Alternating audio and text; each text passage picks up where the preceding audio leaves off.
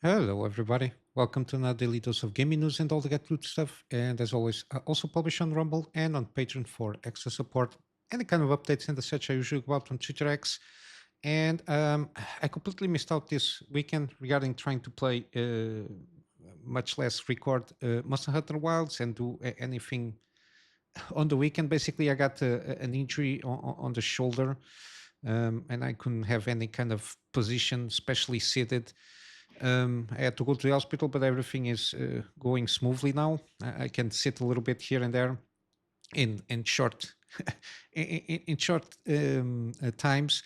But yeah, I couldn't manage to do anything special, and I completely missed Monster Hunter Wilds beta. Hopefully, I can get something going on the second phase of the second beta from Monster Hunter Wilds because I'm very curious to check out how the game is progressing in terms of content and explore a little bit the mechanics there. Other than that, later today we'll have Callisto Protocol episode. Already uploaded this yesterday. Try to prevent of again trying to do the best I can here. But yeah, other than that, I think that's what we got in terms of channel updates. I think throughout this week I can maintain the normal scheduling and the things will go smoothly, hopefully. But yeah, let's go for some news. I got some stuff here that caught my attention. Again, this this 12-volt power connector. Again, it's not looking good even for 5090s and more 5090s because of the power draw. Of course, it in some scenarios, in especially in some AIB, for sure, some AIB cards, it will reach the limit of the cables themselves. And again, I'm starting to get a little bit tired of saying the same thing. Again, I don't think this 12-volt power pin design is good by any chance because again, we're seeing these connectors melting even from PSU now to the GPU stuff there. I think there is uh, in the articles that I'm seeing a lot of excuses of not using the proper cabling and all that jazz. Again, this is an electric connector, and I think the design itself, even the problem is if you keep it at the bare minimums of the design specifications, you're just, and the fact that you're inducing not properly inserting the connectors or having like a safety mechanism to make sure that everything is properly inserted. Forget about the color connectors and everything and all that jazz. The fact that there is a difference between this 12 volt 2 by 6, so ATX 3.0, 3.1, PCIe 5.0 specifications regarding all this jazz. Again, it only confuses the normal user. Not everybody is, I don't know, an engineer to understand the small differences here and there. And again, it comes to the point that this is not a good design. I think they need to think this through. And if not in when it comes the revision of the new RTX cards or something like that, or the next generation, I think they'll really need to scrap this design of the 12-volt power pin completely and think things through, and or I don't know, arrange a better tolerance on this delivery power delivery system. Again, you're trying to squeeze 600 watts on cables that are I think they are not that good. I think that the cables should be more thick. So, matter of lack of better terms, the connectors need to be bigger. Again, when you try to deliver this amount of power in such small connectors, especially compared with the high tolerance that, for example, PCI 8 and 6 pins that been using here for I don't know how many years. They give power to the CPUs, they give power to the GPUs, the ones that again still support that. Again, if you don't have a system that has this kind of high tolerance for this kind of spikes of power delivery and at least the same kind of secure connection that PCI 8 and 6 pins do come with, it's something that I never had an issue. I've been having computers, PCs for, I don't know, 20 plus years. and I never had the issue with these kind of connectors, and I never noticed in any forums or any kind of news of people having problem with these connectors. You just plug that thing, click, everything is secured, no issues at all. And when it comes with this connector, again, it's burning every day, even 4090s. Even if it is compliant with the 12V26 cable, or they're melt on the GPU side or on the PSU side, again, then there is, of course, I never recommend using third-party connectors. Supposedly, with this new RTX 50s, the bundle that they offer, if you don't have a 12-volt power pin, the bundle that has that comes with these 50 cards is a little bit better, it seems. They try to mitigate the situation by putting an angle where you connect the cable, but then again, I don't think it comes and makes the approach of the severity of the design flaw that I think it is. Again, even though I'm not an electrical engineer, but it doesn't make sense as common sense. Again, you try to deliver the same power on the connector that for usually you have to have like 4 connectors to deliver this, 4 connectors and types of cables to deliver the same kind of amount of power, and the connector themselves is even smaller. So again, it doesn't make a lot of sense. Again, we are seeing here and there. Again, in this case specifically, it was something that the user already used on a 4090. It's not a first party, so it's not the original, from what I understand, of the original cable that came with the PSU. It was used with the 4090 with no issues, and in this case with the 5090, it just melted completely on both sides, which is not good. So PSU and I think also GPU were melted on the connector side. Yeah, this again, there is a lot of stuff here that doesn't make sense to me. People seems to be sweeping the situation of what I think should be the main concern is the design philosophy that they went for just single cable. Again, I think the main thing, which is trying to put what can be delivered in 4 cables into 1 cable, I think it can be done, but again, the design has to be revised completely. I don't think this is smaller connector here. I think it has to, in terms of physical connections, the connector itself has to be basically the double the size. So the connectors, the pins themselves and the cables that transport the power from the PSU to the GPU need to have higher tolerances also. And again, on this kind of situation, it is always on the connector side of things that the most resistance happens in terms of electricity conduction. So yeah, I don't think the fact the sense pins that were shortened on this new revision 12V 2x6 cable design, the only thing that they changed was the length of the sense pins to mitigate the delivering full 600 watts when supposedly the connector is not well inserted, which by itself, with again, when you have a design that doesn't allow you to have confidence that you fully inserted the cable or the connector itself being on the GPU on the PSU side, again, I think there is a huge design flaw regarding that situation there. Again, I will hammer this home.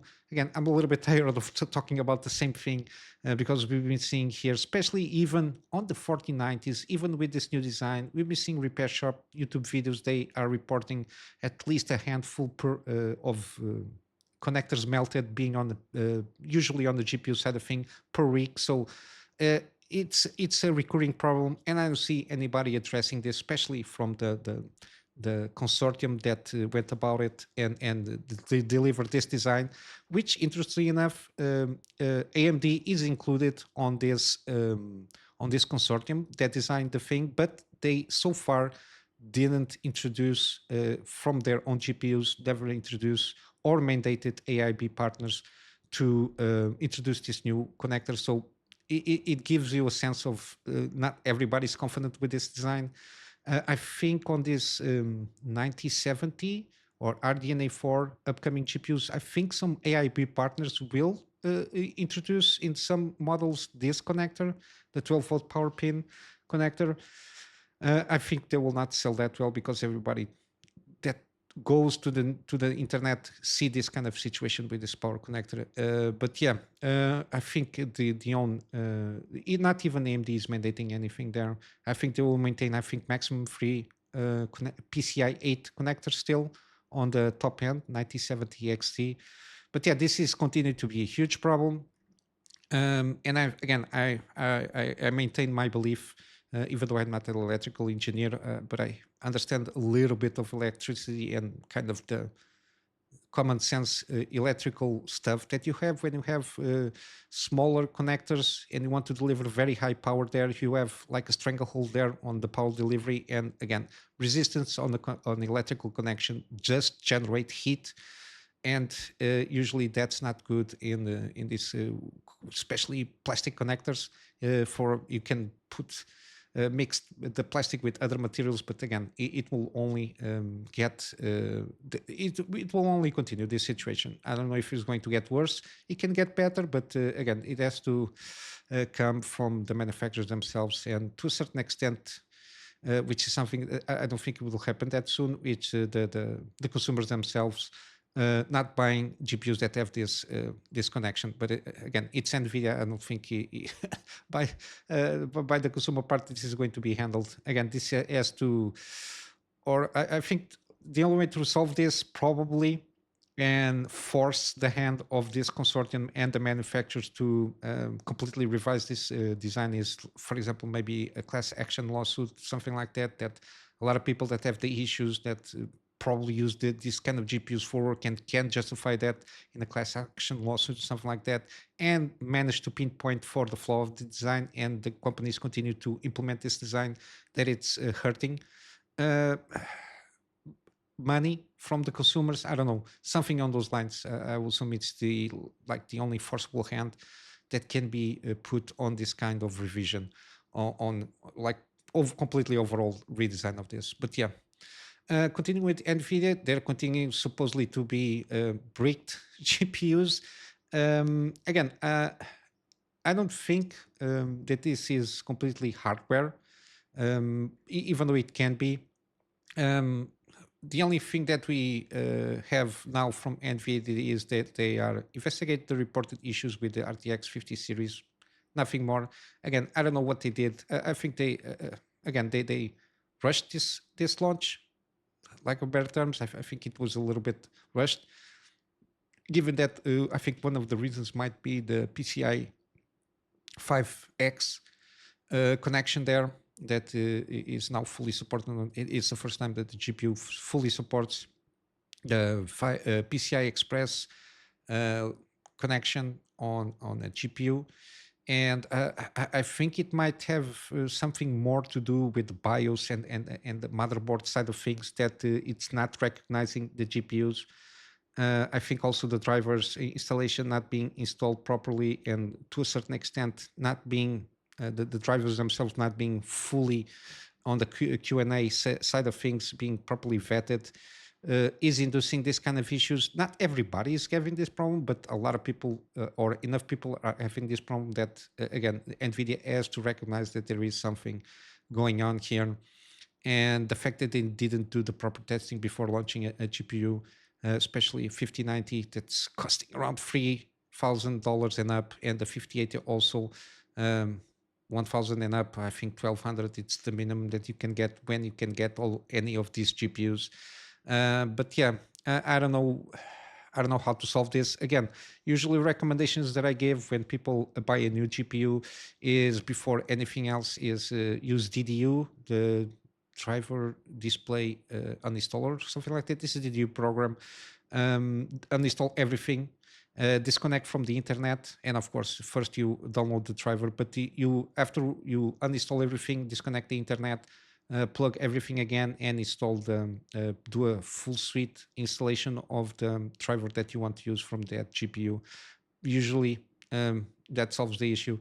With this 50 series, there is some recommendations that for safety reasons, you go to the BIOS and you select PCI on the BIOS settings, the PCI connection of the primary GPU PCI lane on 4X to avoid any kind of issues.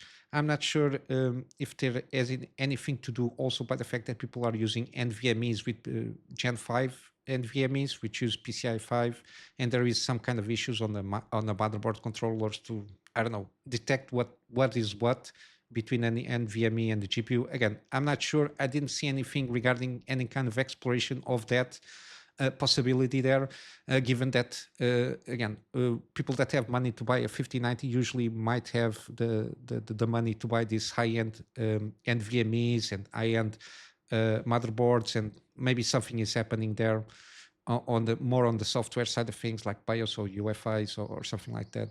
But yeah, let's see how this will unravel, and hopefully AMD already managed to clear any potential issues for when they launch the RDNA 4, so they don't have any kind of this kind of issues that NVIDIA has with this watch paper launch of the 5090 and the 5080. And I think the same thing might be happening with the 70 class cards from NVIDIA, the TI and non-TI versions, but we'll have to wait and see for the reviews, which I will think will come between the 19th and the 20th of February. But yeah, we'll have to wait and see how that will end.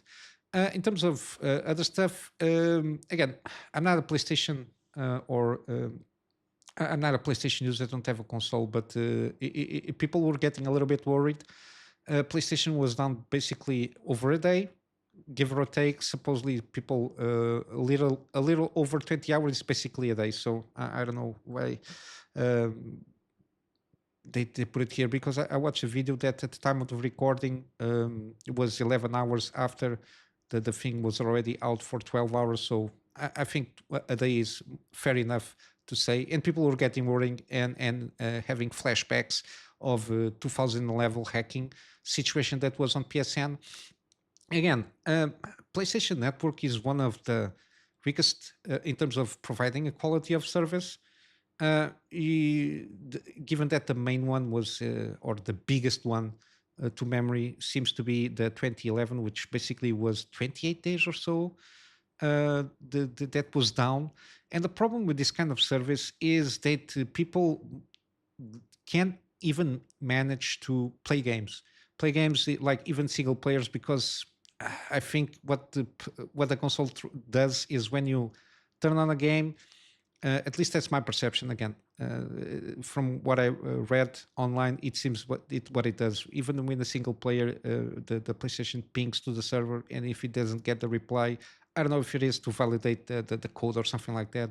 If it doesn't get a reply from PlayStation Network, it just it's a brick that you have there. If the PlayStation Network doesn't work. Of course, understandable, you cannot use the catalog there or the digital store. You cannot play online, of course, and from what I understand, not even offline you can play it. I think it's like a brick if you don't have PSN. And then you have the requirements of certain Steam games, of games that are published from PlayStation, to have the requirement of connecting. Imagine that you always played any kind of Steam games that you can play on offline. Again, if they are not online games or multiplayer games, you can play it offline. You can go offline with Steam, and recognizes as long as you have the game installed, it lets you play online offline. But if you have a game that has the necessity of having a PSN account to be linked to the game that you are playing from PlayStation publishing arm, you are screwed. Even if you can play it through Steam offline, you cannot play it because PlayStation Network is down. Again, this is not good. It's one of the reasons that I think people don't like, and I don't recommend still, because I'm still not sure. But I think I'm not sure if there's going to be retro actively. It seems that for all single player games that published under PlayStation ARM on Steam, but at least the new ones, it does seem if the game is single player, you will not have that requirement. It's optional. And they are doing the optional connection with giving extra goodies like skins and I don't know, credits in store no in-game credits and as such. But on the problem is I don't know if it is with single players that have a multiplayer component. It seems to me from what I read, they will only mandated the PSN account linking if you play the online portion of that single game. That's my perception. I'm exactly not sure, but it seems that the way they are turning around a little bit here. Again, a lot of people also speculating that the fact that it was down is the fact that I think Sony closed something from PlayStation on California studio or something like that. Again, I didn't read too much into it because I don't follow too much Sony stuff unless usually it relates to a certain degree to PC market, or else it's too much to follow through. But yeah, it seems that they're going to compensate people that have PlayStation Plus with additional 5 days for free. But let's see how this will go if we have any kind of information, given that officially they had an operational issue for one day. But yeah, let's see how that goes. In terms of games, we got this one Empyreal demo will come to Steam Next Fest. Again, this seems to be a sci-fi medieval third person RPG kind of a thing, action RPG. Interesting concept. It's from a small studio. Again, they did like a 3 minutes dev interview, first episode, basically to reveal, trying to get the overarching themes that they're trying to do here on the game. Seems interesting. Again, it's good to see that they have going to have a playable demo on the next Steam Next Fest, which will be between 24th of February until March 3rd. I already wishlisted this game to see how it goes, see if I can eventually manage to delve a little bit on this demo to see how good or promising this game will be. I will leave the link on the Steam page for this game just in case that you are interested. Again, the video, it's just for like 3 minutes of some devs trying to kind of very elevator pitch the game and the concepts that we're trying to approach there. Then also we had Bandai Namco supposedly is going to reveal its vision for the future. They didn't do very well last year in terms of sales, even though they published Elden Ring and also again Elden Ring Shadow of the Earth 3. But yeah, they had to cancel around 5 games or so, give or take. And again, I think I covered this with the controversial practices of dismissal rooms. Again, I think it was a little bit not handled that well. This thing with dismissal room, if people, again, I think it has to do with to a certain degree, I think it's a little bit of a cultural practice, is feel people unwanted on the workplace so they can get out or leave instead of being fired. Again, usually when you get fired of a company, you have severance packages and all that jazz. And usually when you leave the company, usually that those things doesn't happen. So again, I don't think it's fair to do this kind of treatment, but what can I say? And also they revealed again a decade roadmap kind of a thing here, which is again a little bit of corporate talk, which is connect with fans. Again, I think these companies need to connect not with fans because not always all the fans are the customers. Again, I think they need to connect more with customers and players, gamers, whatever you want to call it. But at the end, they are customers because they are the ones buying the product that you want to try and sell. Again, this is the main philosophy that has been lost mostly on a lot of publishing and developer studios, especially on the Western side, which is trying to cater to certain demographics that usually are not the demographics that are buying the products or have been buying the products that they are always trying to sell. I think there was a little bit of, I don't know, the vocal minority that is very loud on trying to mandate changes, again, from inside and outside of the industry, trying to, I don't know, change the perception of the customer base, what it wants, and that has been failing spectacularly to great results. But yeah, change is coming. I think they realize they cannot continue losing and bleeding money the way they have been having, especially in the last 2 years or so. with huge amounts of investments, over bloated budgets for gaming games and other I don't know, media formats from the same IPs that they are working on. Again, we saw a lot of cancellations, especially on some games as a service projects, which is good. Again, I don't think at this point in time, overbloating something that already demands a lot of consumers' time is good. But yeah, we'll have to see how this strategy will work. Hopefully, there's going to be a turnaround. My only worry is with this, the Blood of the Dawn Walker. Again, Elden Ring, Night Rain, they serve only as publisher. They don't have any. They don't have any finger to. I will assume they don't have any finger on the pie here regarding development of this game. But smaller studios, like for example, Blood and the Dawn Walker, so Rebel Wolves. I don't know. Let's see how this goes. If they have any kind of input or not, or if they are only in this case specifically, they are going to just publish the game and that's it. But yeah, hopefully they can turn around because yeah, Bandai Namco has some failures here and there, even though they published Elden Ring, and I think I'm not sure Elden Ring IP is being completely acquired in terms of publishing rights from software. So I will assume Kadokawa and the Sony stuff there. Again, we'll have to see how that goes. Also, again, a lot of stuff on the background that we need to see how this will develop. And then lastly, we got Wuchang Fallen Feathers. Again, very interesting game. And they launch a lore trailer. So it's a 3-minute trailer, and they go about a little bit this trailer on like the main gist of the story, to have like a little bit of context of what supposedly is going to happen while we're playing the game. But yeah, very interesting, very kind of puppet thing here that seems very relevant culturally, if not mistaken, like a puppet show.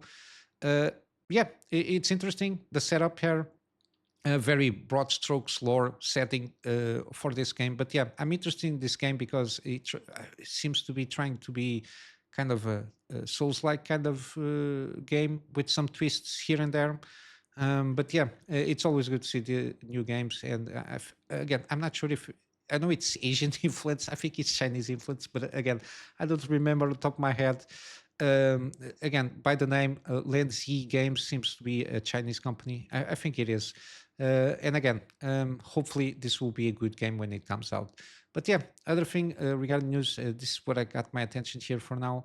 Let's go for some gaming deals. The 2K collection of games is still on sale. Again, even though you need to use the goddamn app for to play the games, but I don't think it's necessary, mandatory anymore. Again, I'm not sure. I think there was several things going about there. I need to check if you really need to use the 2K app again. I think only for on multiplayer. Again, I'm not sure exactly, but yeah, there are still games that is worth the price and the hassle of admission here. Bioshock the collection is that one. 80% off on the collection here. So first and the second game, the remastered versions plus Bioshock Infinite and all the DLC associated with the free games. We got Dead Space remake. Again, at this price point, I can recommend $15. If you're not sure if this game is for you, you can check out the gameplay series that I did with this one, the first episode. My only complaint is the vertical stuttering that occasionally happens when when you approach doors that are to load more of the level. It's the only concern and nitpick that I have there. The rest seems pretty good. As I remember when I played the first game, atmosphere is good, gameplay is solid. I don't see any issues with that. It's the vertical stuttering is the only issue that I have. Got Midnight Suns again. I managed to claim this game for free on Epic Game Store. I think almost a year ago, and I did eventually did a gaming series of this one again from the same guys that did, or the same studio that did XCOM and XCOM 2. This price of admission of the base game is well worth, and I think even with the digital plus edition, so the ones that come with missions and cards and all that jazz with the DLC characters, I think is pretty seems pretty good. because again, it's very compelling and very addicting. The missions there and how you go about it. Again, if you like turn-based games, and this has the deck builder portion of it, I think it's a pretty good game. Then you got also again the XCOM Ultimate Collection. Again, this incorporates the XCOM one, so Enemy Unknown, Enemy Within, which is the same. XCOM 2 and all the DLC associated with it. It also XCOM Chimeric Squad. Again, very cheap. I think it goes around $16 or $70, give or take. All these games here. Again, even XCOM Unknown and Enemy Within are pretty good. They have huge amount of mods that transform completely the game. Very interesting. I played I don't know how many hours of both XCOM 1 and XCOM 2.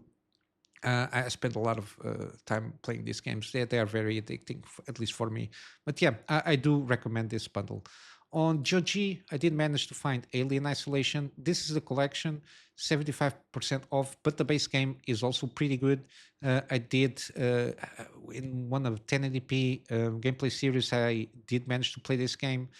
If you're not sure about this game, you can check out the first episode. I think the game is still pretty good in terms of graphic fidelity and all that stuff.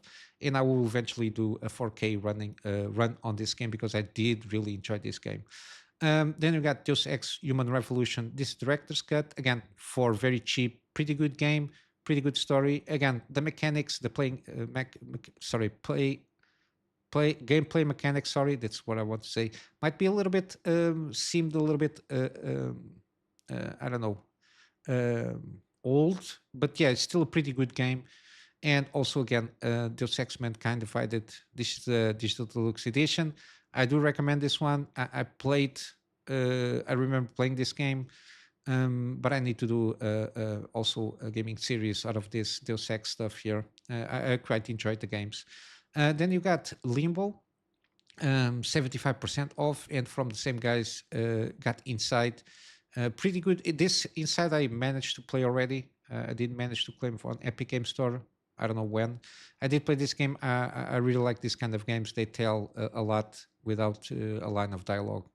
And then lastly, we got Prey Digital Deluxe Edition. Again, I do recommend this Digital Deluxe Edition, but if you're not sure, I think the Standard Edition is also pretty good. Again, very underrated game.